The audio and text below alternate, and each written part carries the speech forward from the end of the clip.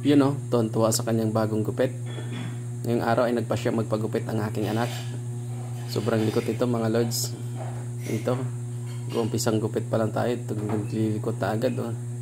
Tingnan mo naman yung mukha, grabe. Ang uso pa ha.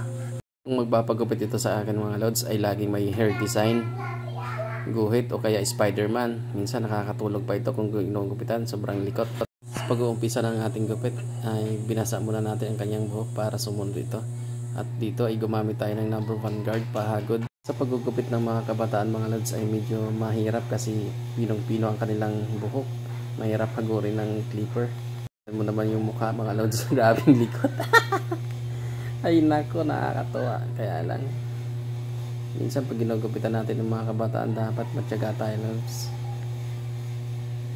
Mahaba ang ating pasyensya dahil pag naglikot ito mga lods ay uka ang aabutin natin. Mahirap na habulin yun mga lods. Pag hinabol natin ng hinabol yun, tataas yung ating gupit. Ito ay hinahawakan ko na ang kanyang ulo dahil sobrang likot ng mga lods. Tingnan mo naman oh, hindi tayo makagupit ng maayos dahil sa sobrang kakulitan nito mga lods. Kaya ito, biingat tayo at mahaba ang pasyensya natin pag bata ang ginugupitan. Dito ay sobrang naglikot pa o, tingnan mo, nanggugulat pa mga lods. Mas magandang ipagupit sa mga kabataan mga lods yung barbers kasi nababagay sa kanila.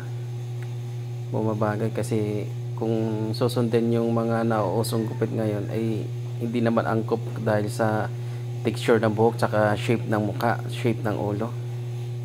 Kaya minsan hindi nasusunod yung, kung nasusunod mo yung gupit mga lods, hindi babagay sa muka dahil sa texture at saka shape ng muka, shape ng ulo. Kaya minsan yung mga naka-display nating mga model dyan mga lods ay talagang mga pupugi yan, tapos ang gaganda ng texture ng buhok, tapos ang puputi ng anit nila mga lods. Kaya pag ginupitan ng mga high fade, low fade, mid fade ay talagang babagay sa kanila dahil maputi ang kanilang mga anit mga lods. Ay sa mga Pilipino mga lods ay maitim ang anit, tapos yung texture ng buhok natin ay kakaiba, hindi kagaya ng sa ibang bansa. Tapos na tayo magupit mga lods, pinapakita na natin ang before ng kanyang buhok bago natin magupitan, at ito naman yung after magupitan natin.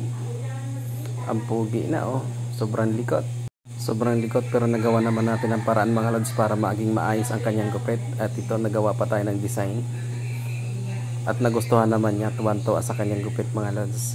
Ito talaga ang gusto niyang gupit, may mga hair design.